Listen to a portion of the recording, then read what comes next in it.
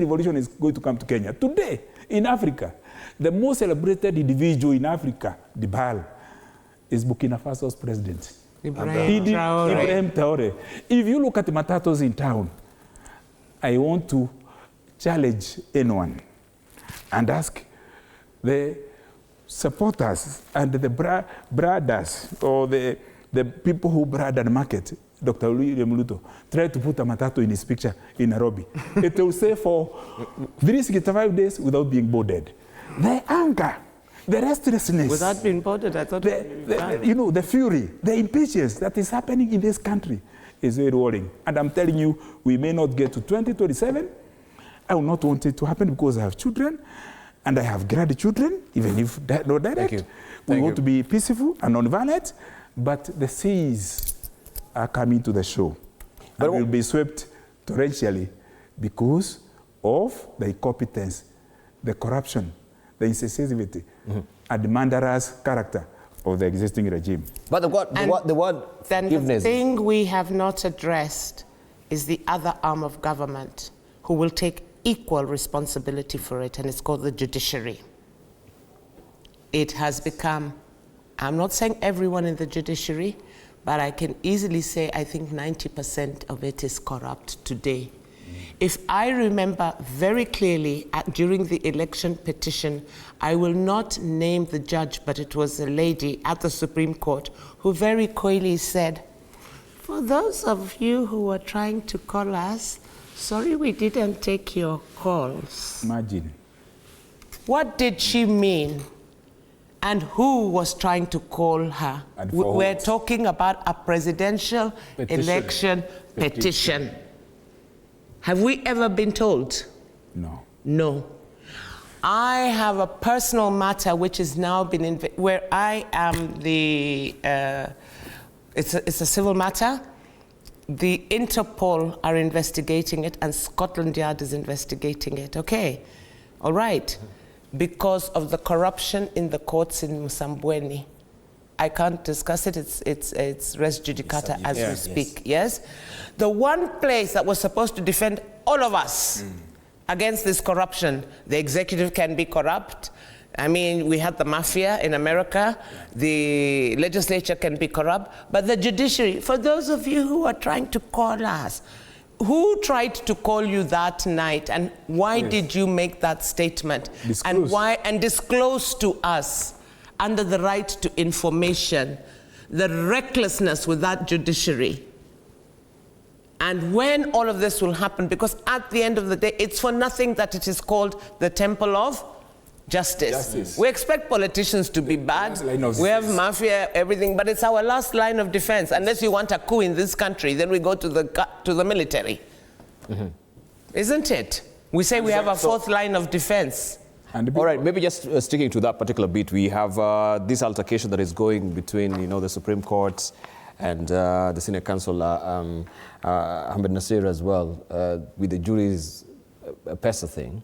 Yes. Is there any modicum of truth? Because they've actually challenged him to, not just be on social media, go to the JSC and table your complaints at the end of the day. And then, I've been in the JSC. 2 magistrates gave, I don't know, an ex parte order can only be given for a maximum of 7 days. You cannot extend it another 7 days ex parte, 14 days. I reported them in 2018, magistrates in Kwale.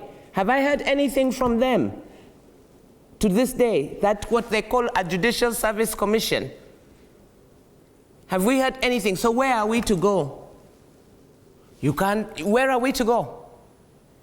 Good question. Let's hear from... Thank you. I think the truth is that we have a country, according to me, and what I listen to my colleagues here is that we have a country that is basically broken down. And the view I've been giving, and I listened to what Kabando has said, I don't understand why people are uncomfortable that Gachagua raised an issue of what the consequences of a bungled up and stolen election would be. I mean, I don't see the contradiction on that, because it means you are not allowing people to have an exit strategy In terms, they even lost elections genuinely. Why? Because you are bungling up the recruitment of the members who are going to be part of the what? Part of the referees. Referees. You are coming with an exercise where individuals who had been shortlisted to be seen for those jobs, you are now bringing new names. Illegally. And these are the names you're putting there. And then you are expecting me to believe that you are actually going to print ballot boxes and papers, that you are going to keep everything according to the secrecy and security that we need, the secrecy and security that we need for the election materials that you're buying, for them to be verifiable, believable, and to be. Now, where we are as a country, I've also seen some rulings which some of the judges and magistrates are making, and some of our friends actually talk about it. They say you can take a case to the magistrate, depending on what you pay. You can then move to the Court of Appeal, depending on the jurisdiction and all that. Depending on what you give, you can actually go to the Supreme Court. Dibal, is that the justice system that our country needs? I mean, when it's is that, I mean, we have even gone that we are actually passing unconstitutional bills in the National Assembly. We are, in fact, gone further. We want to have constitutional amendments on some of the things that you will never change, even if you have a 2/3 majority. Why? Let us go to the referendum and sort out the mess, because it's more political than legal. The question of Grad Mullah, senior counsel, first disclaimer, he is my personal friend, and we associate in a very privileged way.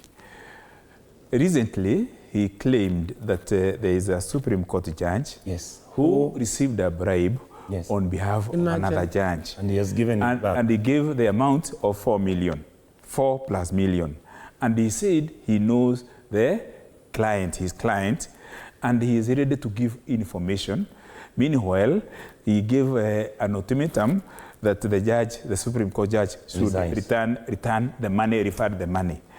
Instead of the judiciary taking that gauntlet that has been thrown on their feet to investigate that matter and take it to refer the matter to EACC and Anti-Corruption Commission, EACC, and even refer the matter to the Judicial Service Commission, they are now writing letters to DPP and other people out there asking them to investigate Grad Mullah Ahmed Nasir.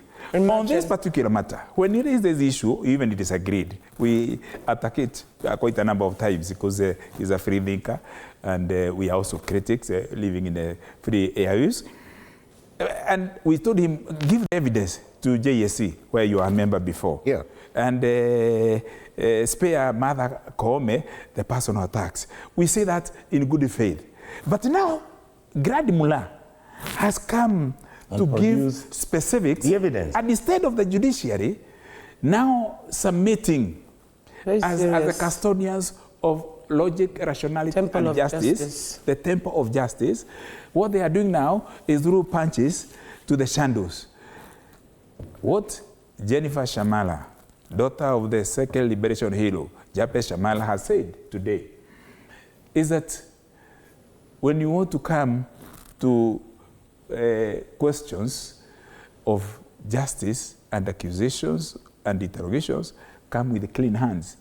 The judiciary is our last line of defense. It is now disgraced. Parliament is at our Babel. Executive are captives of plutocracy and extrajudicial killings. Judiciary is gone. Parliament, the people's representatives, went a long time ago, and there are few people speaking in the voices in the wilderness. The executive, the sovereign of the Republic of Kenya, is even grabbing not only money and the land, but the public seal. The seal that goes to Sankonokat, which is constitutionally domiciled in the office of the Attorney General, so that if we have any contract with anybody out there or inside here, we do the stamp with the seal. If we have an agreement on how we are going to relate, where you are going to have educational exchanges or environmental ecosystem management and visitations and cultural exchanges, we stamp those agreements. Can you imagine the public seal of the Republic of Removed. Kenya has been taken from the office of the Attorney General. The office of the and President. the government spokesman, one clueless surrogate, God Isaac Mwaura, is out there saying it is with the head of the civil service, Felix Kosgei, and it has been done here legally. 24 hours later, after we spoke, the country spoke, they say, no, we did not take it. It is still in the state law office, popularly known as Sharia House. The President of the Republic of Kenya, stealing public seal to use his sycophant, Felix Kosgei, in order to abrogate the Constitution and suffocate the supremacy of the rule of law is the lowest we can go. It has never happened. Just like I said, almost like an even overthrow. having a first lady go to conflict with the Senate of University of Nairobi at the fountain of knowledge and the great court, we have never